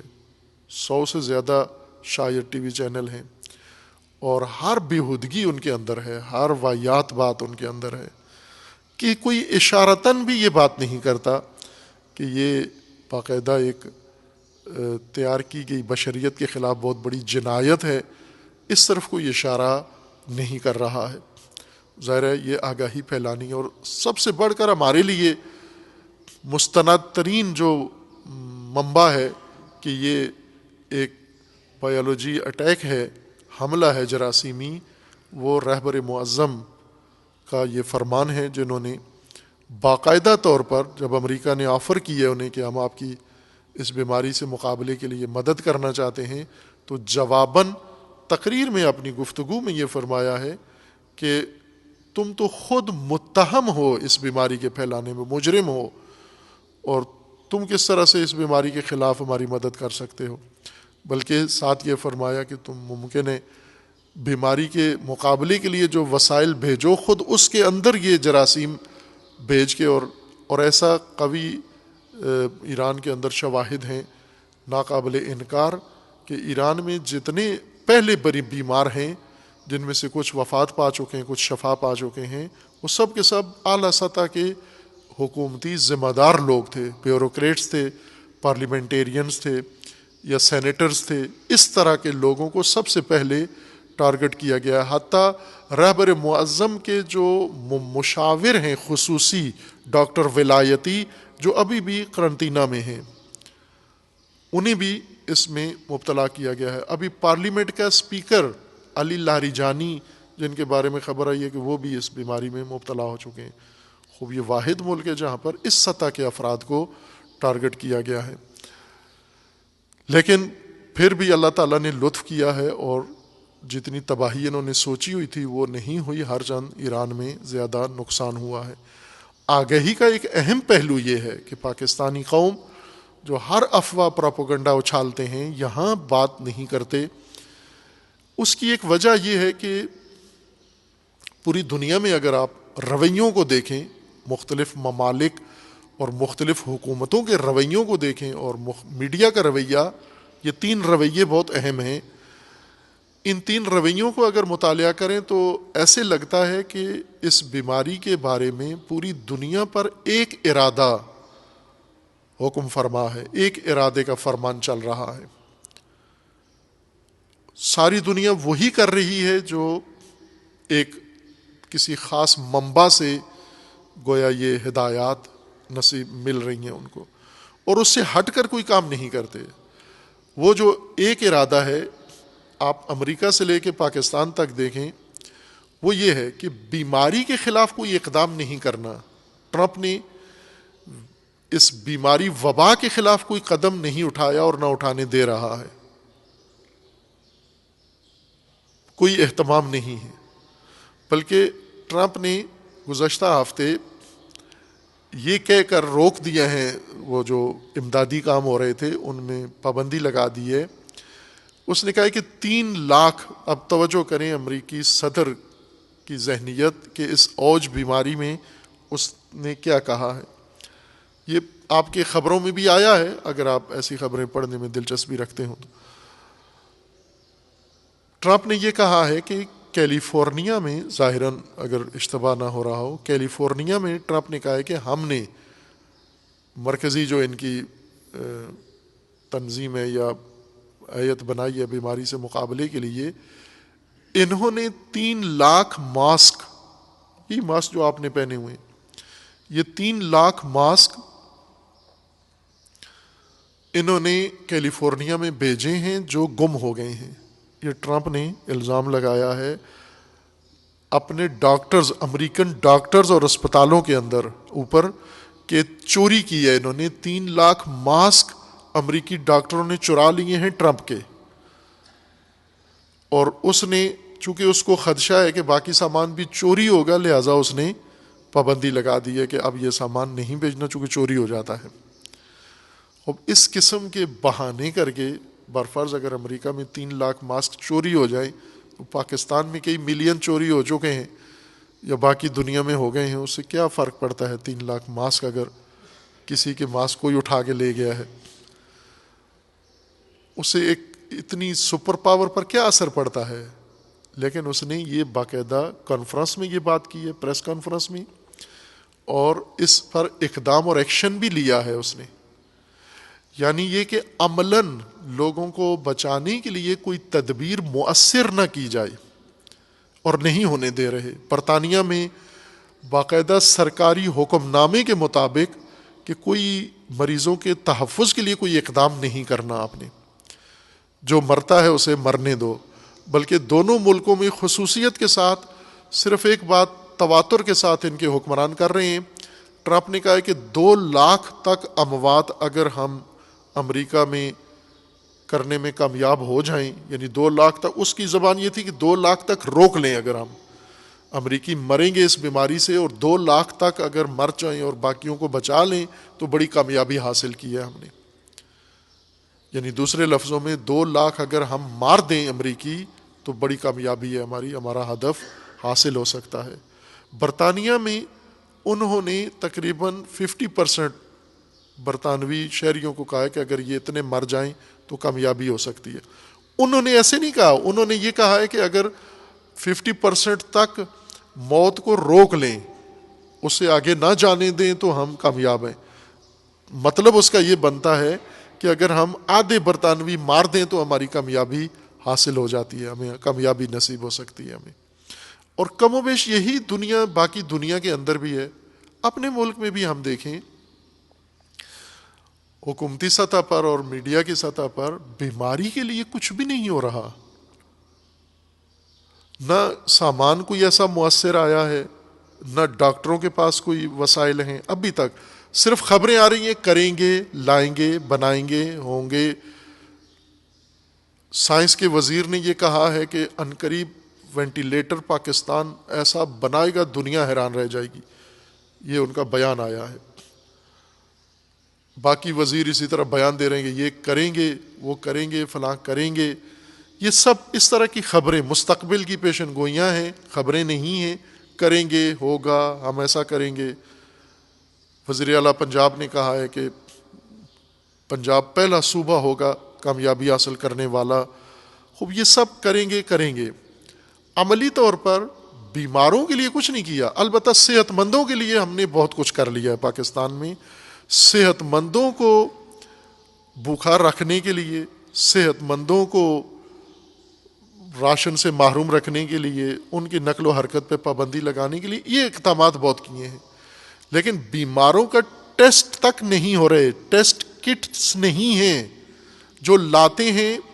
یہ میں خبروں کی، اخبار کی بات کر رہا ہوں جو میڈیا میں آیا ہے کہ ٹوٹل ٹیسٹ جو انہوں نے ابھی تک کیے ہیں 72 ہیں ٹیسٹ کیے ہیں، اور وہ بھی ظاہر بڑے لوگوں کے کیے ہیں کہ وزیر اعلیٰ کے کیے ہیں، گورنر کے ٹیسٹ کیے ہیں۔ عوام کے ٹیسٹ یہ نہیں کرتے، ٹیسٹ کے لیے خون لیتے ہیں یا کوئی لعاب لیتے ہیں اور اسے پھینک دیتے ہیں، ٹیسٹ کرتے ہی نہیں ہیں۔ پالیسی یہی ہے کہ ٹیسٹ نہیں لینا کسی کا۔ خوب مریضوں کے لیے تو کچھ بھی نہیں کر رہے، بیماروں کے لیے تو انہیں اپنے حال پہ چھوڑ دیا ہے تڑپنے کے لیے۔ ایک لاہور کے اسپتال میں یہ خبر پاکستان کے میڈیا میں آئی ہے اور وہاں سے دنیا کے میڈیا پہ گئی ہے کہ بیمار کو چارپائی سے باندھ کے اور سٹاف بھاگ گیا ہے سارا کہ ہمیں نہ لگ جائے، وہ تڑپ تڑپ کے وہ بزرگ وہاں اس نے جان دے دی ہے۔ اس لیے میں پہلے بھی عرض کیا تھا کہ اہل خانہ کو درد ہوتا ہے اور عوام قوم یہ کام کرے تاکہ یہ بیماری جو بیمار ہیں ان کو بھی بچائیں اور جو محفوظ ہیں ابھی تک ان کو بھی بچائیں ہم. انہوں نے جو کام کیا وہ یہ کہ ملک کو اب روز اخبار میں ہم ایک تضاد پڑھتے ہیں. وزیر اعظم نہیں مان رہے لاک ڈاؤن, وزیر اعظم ابھی تک نہیں مان رہے. اب نہیں مان رہے, ملک تو عملاً لاک ڈاؤن ہے, ملک تو بند ہے سارا. ٹرانسپورٹ بند ہے, انڈسٹری بند ہے, مارکیٹیں بند ہیں, کاروبار بند ہیں, اسکول کالج بند ہیں, سب کچھ تو بند ہے. اور لاک ڈاؤن کس بلا کا نام ہے؟ اسی کو کہتے ہیں نا. وزیر اعظم نہیں مان رہے. وزیر اعظم مان جائیں گے تو پھر کیا کریں گے آپ؟ پھر تو میرے خیال میں سانس بند کرنا رہتا ہے لاک ڈاؤن میں, کہ رسیاں لے کے گلے میں باندھ کے کھینچ کے بس کام ختم کریں. باقی رہ کیا گیا ہے؟ سب کچھ تو بند کر گیا. مزدور بیچارے چند دن گھروں میں بیٹھے, انہوں نے نعرے لگائے کہ ہم 3,000 ماہانہ دیں گے, 4,000 ماہانہ دیں گے. وہ چند دن تو بیٹھے گھروں میں کہ ابھی پیسہ آنے والا ہے, راشن آنے والا ہے, لیکن وہاں کچھ بھی نہیں سوائے بھوک کے, افلاس کے, کچھ بھی نہیں. اب وہ باہر سڑکوں پہ نکل رہے ہیں. ابھی تو مزدوری کی تلاش میں. ظاہر مزدوری کہاں ہوگی جب تعمیرات بند ہیں, کاروبار بند ہیں, ٹرانسپورٹ بند ہے, لوڈنگ بند ہے, فیکٹریاں بند ہیں, تو مزدوروں کو کہاں نوکری ملے گی؟ اور 22 کروڑ عوام اور ان کے اندر کروڑوں کے مزدور جو روزانہ کی بنیاد پر کما کے کھانا ہے جنہوں نے, ان کے لیے اگر آپ سارا ملک بند کر دیں گے, یہ کیا تدبیر ہے؟ یہ مجھے ایک جو سمجھ میں آئی ہے وہ تدبیر یہ ہے, ہماری حکومت کی تدبیر یہ ہے کہ ہم جو بیمار نہیں ہیں ان کو بھوک سے مار دیں, اور کرونا کو چکرا چکرا کے مار دیں, اس کو ایسے چکر دیں, ہم گھمائیں. وہ یہ بھی ایک طریقہ ہوتا ہے نا, محاورہ ہے نا, دوڑا دوڑا کے مارنا, تڑپا تڑپا کے مارنا. ایسے ہوتا ہے نا, ایک بہت ہی بے رحم آدمی ہو تو وہ کسی کو تڑپا تڑپا کے مارتا ہے, کسی کو دوڑا دوڑا کے مارتا ہے. اسی میں ایک محاورہ اضافہ کر لیں آپ, چکرا چکرا کے مارنا, گھما گھما کے مارنا. کورونا کو سمجھ ہی نہ آئے یہ کرنے کیا جا رہے ہیں. ایک رات کو اور بیان دیتے ہیں, صبح اور بیان دیتے ہیں, وزیر اعظم اور بیان دیتے ہیں, وزیر اعلیٰ اور بیان دیتے ہیں, لوگ کچھ بیان دیتے ہیں, پولیس کچھ اور کر رہی ہوتی ہے. یہ سارے کام تو ظاہر ہے کورونا کو چکرانے کے ہی چکر ہیں. باقی تو میرے خیال میں لوگوں کے لیے کچھ بھی اقدام عملی نہیں ہو رہا ہے. ایک ارادہ پوری دنیا پر گویا حکم فرما ہے کہ سب ایک تدبیر کر رہے ہیں کہ بند کر دو, لاک ڈاؤن کر دو, کاروبار بند کر دو. کرونا کے مقابلے کے لیے کاروبار بند کر دو, کرونا کے مقابلے کے لیے فیکٹریاں بند کر دو, کرونا کے مقابلے کے لیے تجارتیں بند کر دو, کرونا کے مقابلے کے لیے ٹرانسپورٹ بند کر دو, کرونا کے مقابلے کے لیے ایئر لائنیں بند کر دو. یہ کرونا کو اس سے کیا اثر پڑ رہا ہے؟ بیماری کو, وبا کو اس سے کیا اثر پڑ رہا ہے؟ اس سے تو باقی سالم لوگوں کو موت کا خطرہ, بھوک سے موت کا خطرہ ہے. اب آپ ہندوستان کے اندر دیکھیں, وہاں 1.25 ارب کی آبادی ہے, 1 ارب 22 کروڑ کے نزدیک لوگ لاک ڈاؤن کر دیا اس نے. ٹوٹل اموات ہندوستان میں 58 ہیں, اور 1.25 ارب انسان, 122 ارب انسان بھوک کے خطرے میں ہیں, مر رہے ہیں. پاکستان میں پہلے روزانہ یہ خبریں آتی تھیں کہ اتنے لوگ ہیپاٹائٹس سے مرے ہیں, اتنے لوگ دل کے دورہ پڑنے سے مرے ہیں, اتنے لوگ گردے فیل ہونے سے مرے ہیں. یہ وبا سے پہلے یہ چیزیں پاکستانیوں کی تھیں. ابھی اسپتالیں بند, او پی ڈیز بند, کلینک بند, آپریشن تھیٹر بند, سب کچھ بند. خوب یہ مریض اب ٹھیک ہو گئے ہیں سارے. وبا سے 34 فوت ہوئے ہیں, باقی بیماریوں سے روزانہ 3400 فوت ہو رہے ہیں. ان کے لیے کیا اہتمام کیا ہے؟ یہ وبا کا مقابلے کا طریقہ ہے کہ بند کر دو ہر چیز. میں نے عرض کیا تھا کہ وزیر اعظم صاحب کا موقف بہت اچھا ہے کہ بند کرنا ملک یہ علاج نہیں ہے, لیکن عملاً تو بند ہے ملک. وزیر اعظم صاحب کی ریٹ نہیں چل رہی, عملاً ہر چیز بند کر دی ہے.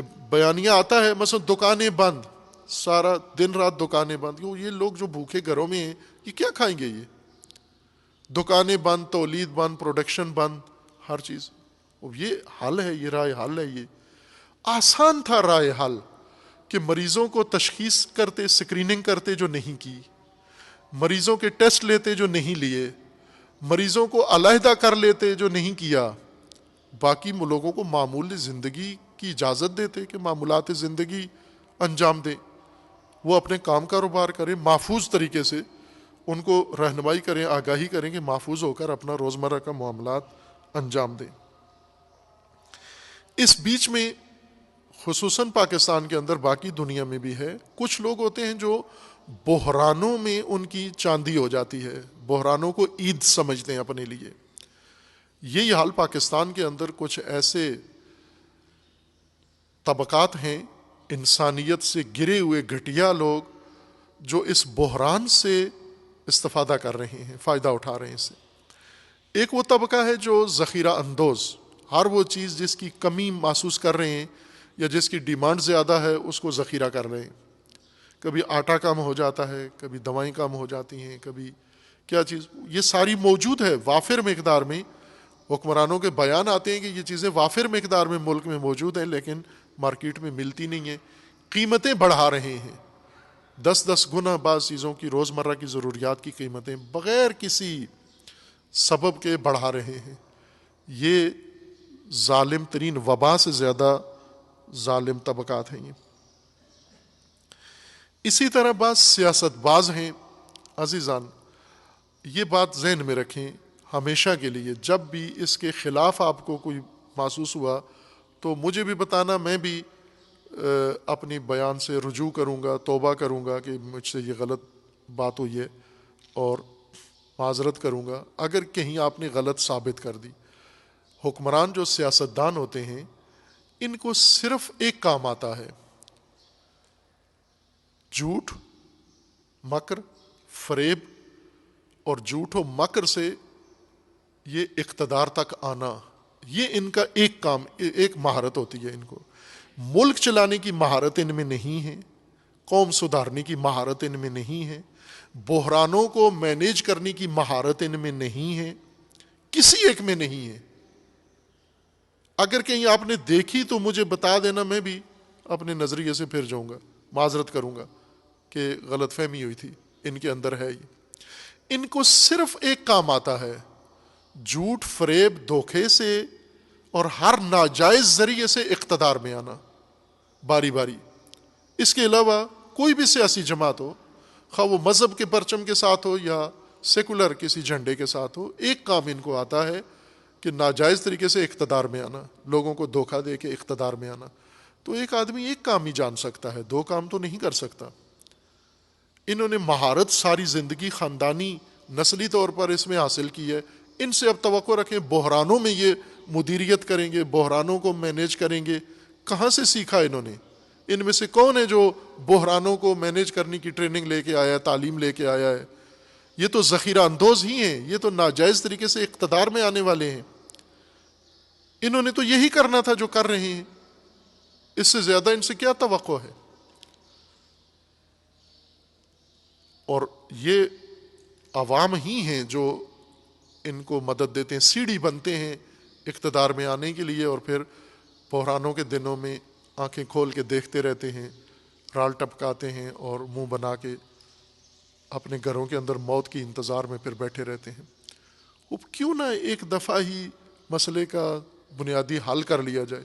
جب یہ معمول کے دنوں میں معیشت جن سے نہیں سنبھل رہی تھی، بحران میں کیسے سنبھالیں گے یہ؟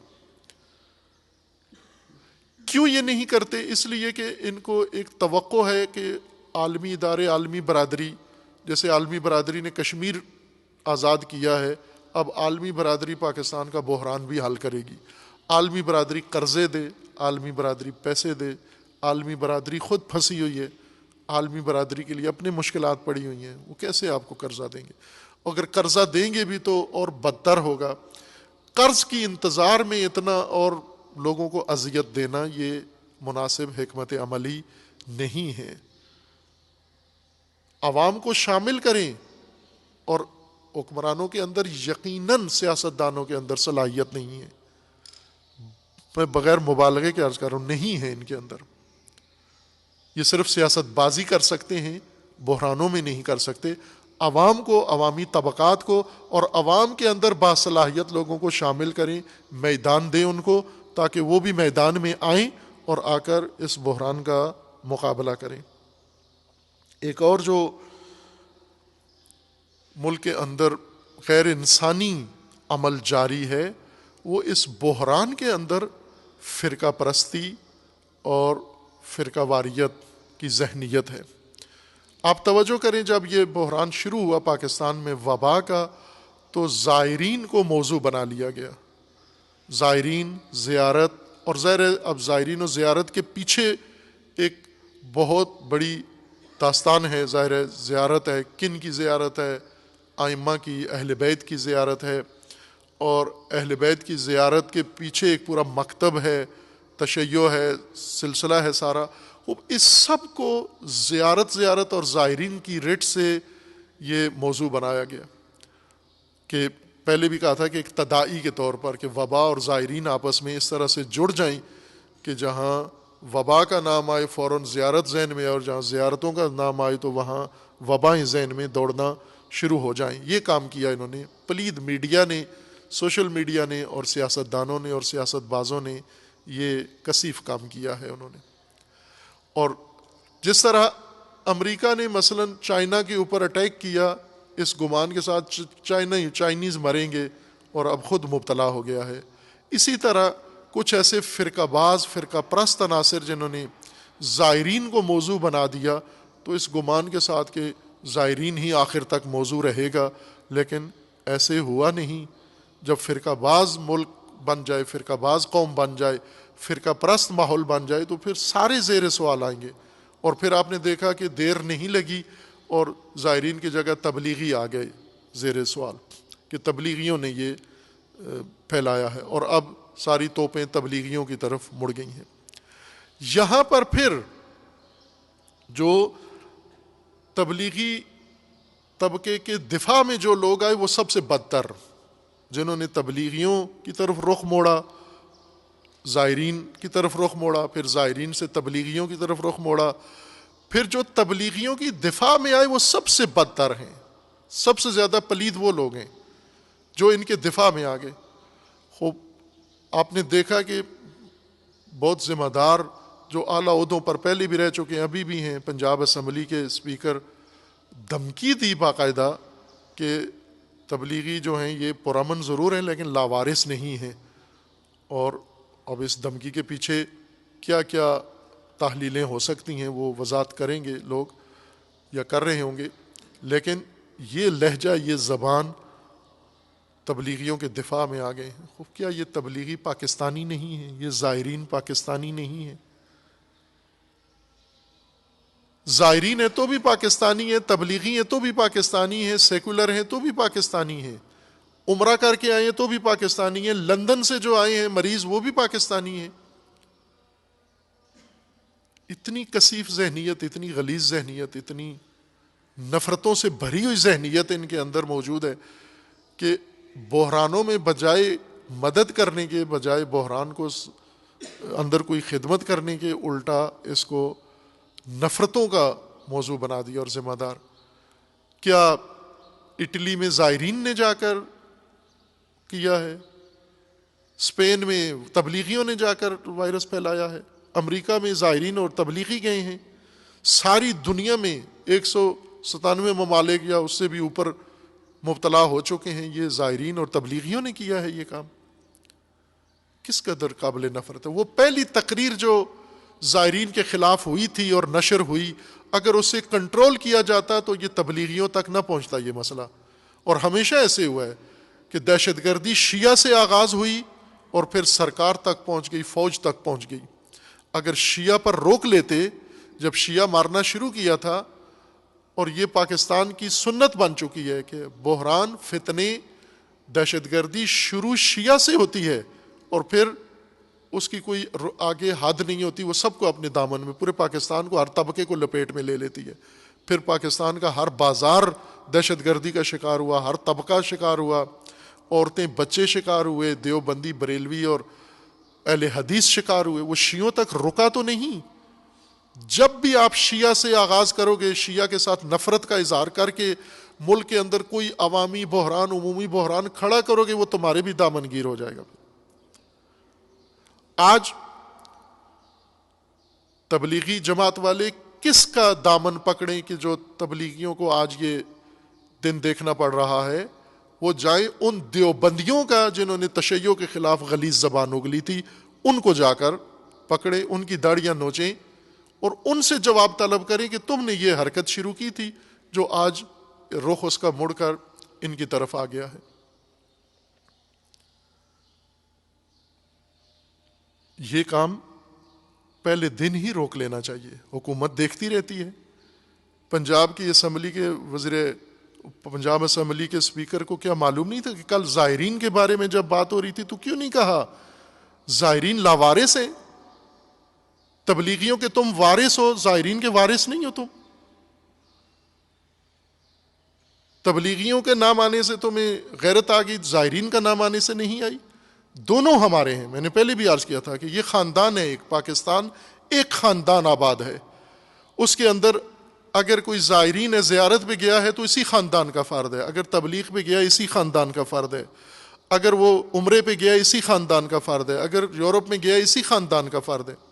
کیا آپ کو نہیں معلوم کہ لندن سے آئے ہوئے لوگوں نے، سینیٹرز نے اور ان کی بیویوں نے کرونا پاکستان میں لا کر پارٹیوں میں، ڈنر پارٹیوں میں آ کر تقسیم کیا ہے؟ نہیں معلوم تمہیں؟ سب کو پتا ہے۔ ڈیفنس سوسائٹی میں کتنا کرونا پھیلایا گیا ہے، نہیں معلوم تمہیں؟ سب کو پتا ہے۔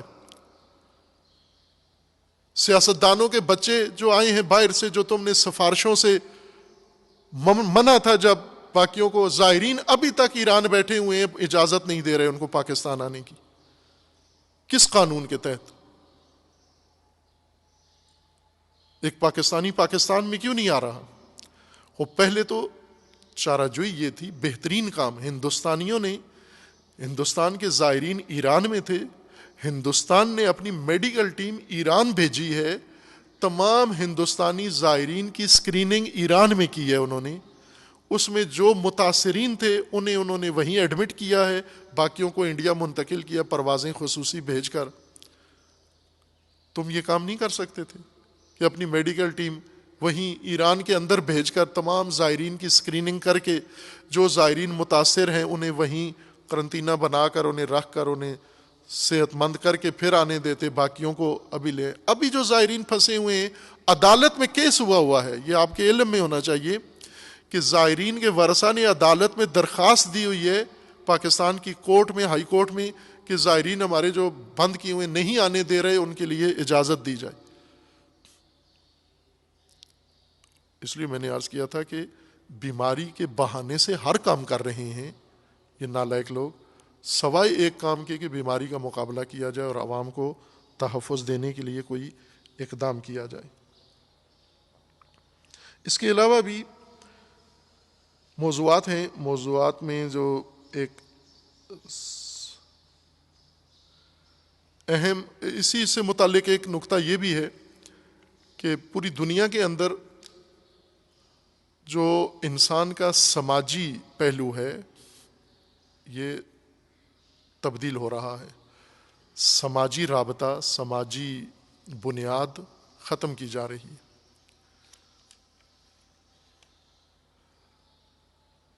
سماجی رابطے میں مختلف مناسبتوں، مثلا ثقافتی بنیاد پر انسانی روابط ہیں، اقتصادی بنیاد پر انسانی روابط ہیں اور مذہبی بنیاد پر انسانی روابط ہیں۔ اس بیماری کے اہداف میں سے جنہوں نے یہ اٹیک کیا ہے، ایک ہدف یہ تھا کہ سماجی زندگی کی بنیاد کو متزلزل کر دیا جائے، جو کر دی ہے انہوں نے، کہ اب ثقافتی بنیادوں پر انسان کے قریب نہیں جائے، اجتناب، انسان سے ڈرا دیا، ایسی وبا پیدا کی ہے کہ جس سے انسان سے بھاگے، انسان سے دور ہو، انسان سے اجنبی بن جائے، اور ہو گیا ہے ابھی۔ پہلے یہ انسانی انس تھا، یا ثقافتی بنیادوں پر تھا، یا اقتصادی بنیادوں پر تھا، یا پھر مذہبی بنیادوں پر تھا۔ تین اہم میدان جہاں پر انسان سے رابطے میں تھا، اور پھر آگے اس کی ذیلی اکائیاں تھیں، ذیلی یونٹ تھے، جیسے خاندان ہیں اور قبائل ہیں، اقوام ہیں، وہ سب کے سب متاثر ہو گئیں۔ اب کوئی قبیلے کسی پڑوسی کے گھر نہیں جائے گا، اپنی اولاد کے ساتھ والدین اولاد سے دور، اولاد والدین سے دور، رشتہ دار سے دور، مذہبی سے دور، گاہک تاجر سے دور، تاجر گاہک سے دور. اور یہ سماجی بنیاد ختم کر کے اب سب کو کیا کیا؟ میڈیا کے سامنے لا بٹھایا. انسان کا انسان سے ناتا کاٹ کے، مسجدیں بند کر کے، بازار بند کر کے، مارکیٹیں بند کر کے، تھیٹر سینما بند کر کے، ثقافتی سرگرمیاں، کھیل کے میدان تعطیل کر کے، سب کچھ بند کر کے کہاں لا کے بٹھا دیا؟ اپنے گھر میں علیحدہ 3 فٹ کے فاصلے پر، چند فٹ کے فاصلے پر بٹھا کے صرف ٹی وی دیکھو، صرف موبائل دیکھو، یا بند کمرے میں قرنطینہ، یعنی بالکل اکیلے آپ اور آپ کا موبائل، آپ اور میڈیا، آپ اور ٹی وی، آپ اور اینکر، آپ اور میڈیا مافیا. ہر انسان جو پہلے کسی بھی وجہ سے میڈیا کی طرف توجہ نہیں تھی، اب وہ فل ٹائم میڈیا پر ہے 24 گھنٹے. یہ سماجی بنیاد، شیطانی بنیاد سماجی تبدیل کی گئی ہے، جو پہلے مختلف بہانوں سے سماجی رابطہ تھا، اس کو انہوں نے بدل دیا ہے. ایک اور اہم موضوع جو کھچڑی پک رہی ہے، لاوا بن رہا ہے، اور کب یہ کسی بحران میں، نئے بحران میں تبدیل ہو جائے، وہ امریکہ اور ایران کے درمیان عراق کے میدان میں کشیدگی ہے. کہ امریکہ ایران کو متہم کر رہا ہے کہ ایران امریکہ پر حملے کی تیاریاں کر رہا ہے عراق میں، اور ایران امریکہ کو کہہ رہا ہے کہ امریکہ ایران پر حملے کی سوچ رہا ہے عراق کے اندر، اور وہاں پر ابتدائی چپکلش ہو بھی چکی ہے، امریکی بیس پر حملہ ہوا ہے، پھر امریکیوں نے جوابی کارروائی بھی کی ہے، اور وہ مسئلہ بڑھتا جا رہا ہے. ایک طرف سے انہوں نے یہ کرونا بحران آغاز کیا ہے، اور دوسری طرف سے باقاعدہ جنگ کے لیے بھی تیاریاں کر رہے ہیں. باقی ممالک کی بھی علیحدہ ضرورت تھی تحلیل کی، اب ایک خطبے کے اندر اتنی گنجائش نہیں ہے، باقی انشاءاللہ بعد میں عرض کیا جائے گا. اللہ تعالیٰ کی بارگاہ میں دعا گو ہیں خداوند تبارک و تعالیٰ اس وبا سے تمام انسانوں کو، تمام بشریت کو نجات عطا فرمائے، تمام مسلمین کو خداوند تبارک و تعالیٰ نجات عطا فرمائے، اور بالخصوص پاکستان کے تمام مبتلا مریضوں کو اللہ تعالیٰ شفا عطا فرمائے انشاءاللہ. اور خداوند تبارک و تعالیٰ کی بارگاہ میں دعا ہے کہ پروردگار ملت اسلامیہ کو فتنوں سے رہائی عطا فرمائے، اور ان فتنہ گروں کو فتنوں سمیت اللہ تعالیٰ انشاءاللہ نیست و نابود فرمائے انشاءاللہ. اعوذ باللہ من الشیطان الرجیم، بسم اللہ الرحمن الرحیم. قل هو اللہ احد اللہ الصمد لم یلد ولم یولد ولم یکن لہ کفوا احد.